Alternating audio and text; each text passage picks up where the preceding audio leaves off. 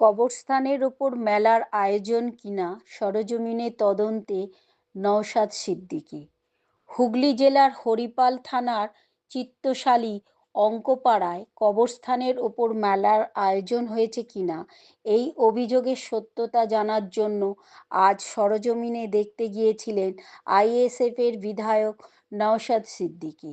সঙ্গে ছিলেন মাজদুর আলী মল্লিক সহ অন্যান্য নেতৃবৃন্দ।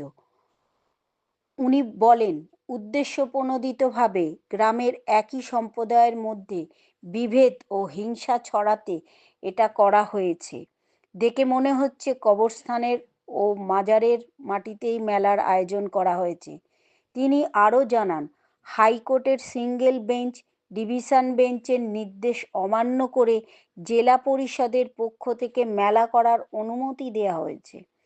এই মেলায় 2016 সাল থেকে বন্ধ ছিল, অথচ গত বছর থেকে আবার শুরু হয়েছে।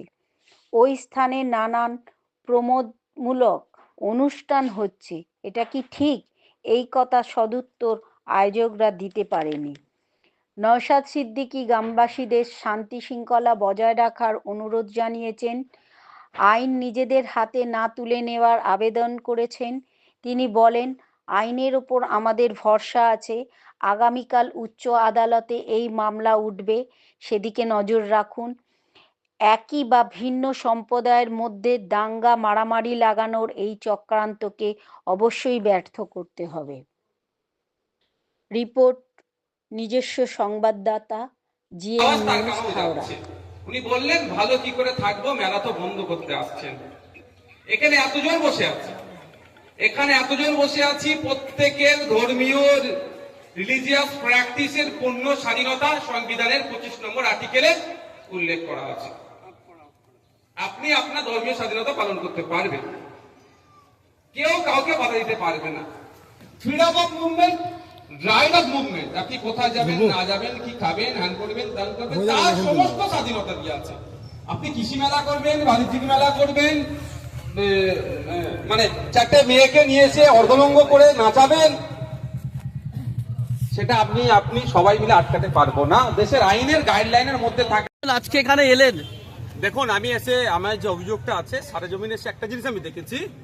আমি তো আর কি বলে সার্ভেয়ার নই, এক্সাক্ট পয়েন্ট ধরে বলতে পারবো না।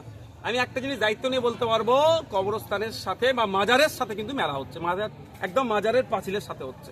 এটা নিয়ে মামলা হয়েছিল, single bench division bench order পেয়েছে। সেখানে মুসলিম সর্বসাধারণের ব্যবহারের জন্য বলে একাধিক বছর মামলা বন্ধ ছিল, মেলা বন্ধ ছিল। হঠাৎ 2024 থেকে এই ধরনের আবার হিংসা ছড়ানোর জন্য, শুধু হিংসা নয়, এটা পরিকল্পিতভাবে মুসলমানের মধ্যে যাতে মারামারি হয়, এটা একটা চক্রান্ত। আমি এটা বলছি, আপনারা নোট করতে পারেন।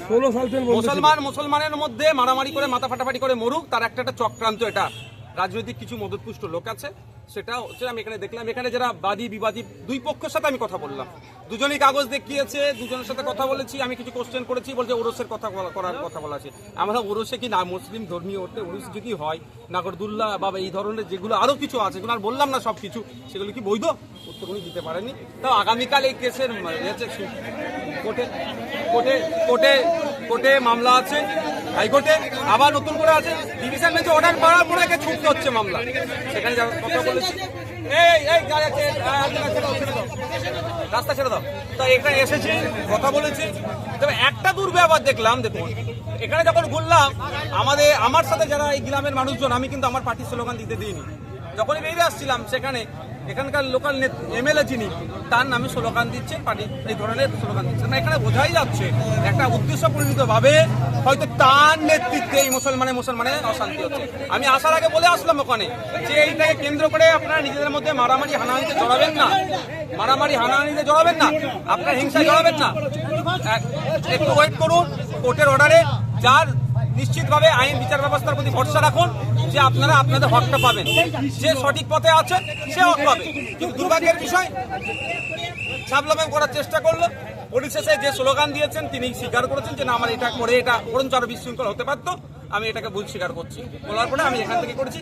আবারও আমি এখানকার মানুষের দাঁড়িয়ে আমি অনুরোধ করছি যে আমরা আইন হাতে তুলে নেব না, বিচার ব্যবস্থার প্রতি ভরসা রাখুন। আপনাদের হাতে সিঙ্গেল বেঞ্চ ডিভিশন বেঞ্চের অর্ডার আছে, প্রয়োজনে এদেরকে আমি বলেছি, কবরস্থানের কমিটি যে মসজিদ কমিটি আছে বলেছি, সুপ্রিম কোর্টে যদি যেতে হয় নওশাদ সিদ্দিকী যাবে, ইনাদের হয়ে মামলা করবে, একটা পয়সা ইনাদের খরচ করতে হবে না। কিন্তু সাথে অনুরোধ করেছি যে এইটা নিয়ে নিজেদের মধ্যে মারামারিতে কেউ জড়াবেন না।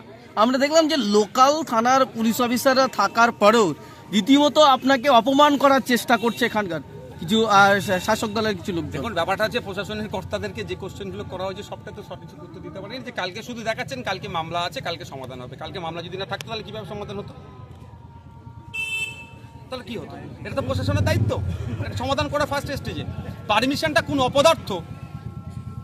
অপদার্থ যে পারমিশনটা দিল? যেখানে ডিভিশন বেঞ্চের অর্ডার আছে, ডিভিশন বেঞ্চ যেখানে ভার্ডিক আছে, অর্ডার আছে, সেখানে কিভাবে দিল?